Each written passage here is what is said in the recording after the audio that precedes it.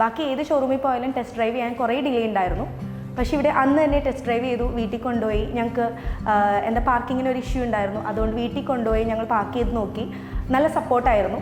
ഞാൻ ആദ്യം മുതൽ തന്നെ സിട്രോൺ ഉപയോഗിക്കുന്ന വ്യക്തിയാണ്. സിട്രോൺ C5ഉം സിട്രോൺ C3 ഞാൻ ഉപയോഗിക്കുന്നുണ്ട്. എന്നെ സംബന്ധിച്ച് എനിക്ക് ഏറ്റവും സന്തോഷം തോന്നിയ കാര്യം, ഒരു വാഹനം നമ്മൾ വാങ്ങുമ്പോൾ ആ വാഹനത്തെക്കുറിച്ചുള്ള നമ്മുടെ കൺസെപ്റ്റ് 3 കാര്യങ്ങളിലാണ്. 1, നല്ല മൈലേജ് ലഭിക്കുക. 2, ഡ്രൈവിംഗ് സേഫ്റ്റി. 3, സർവീസ്. ഈ 3 കാര്യങ്ങളിലും സിട്രോൺ നന്നായി പോകുന്നു എന്നുള്ളത് ഏറ്റവും സന്തോഷകരമായ കാര്യമാണ്. ബാക്കി വണ്ടി എക്സ്പീരിയൻസ് ചെയ്യാൻ അപേക്ഷിച്ച് സിട്രോണിലേക്ക് വരുമ്പോൾ ആക്ച്വലി സസ്പെൻഷൻ വളരെ നന്നായിരുന്നു, അതുപോലെ ഡ്രൈവ് കംഫർട്ടും വളരെ നന്നായിരുന്നു.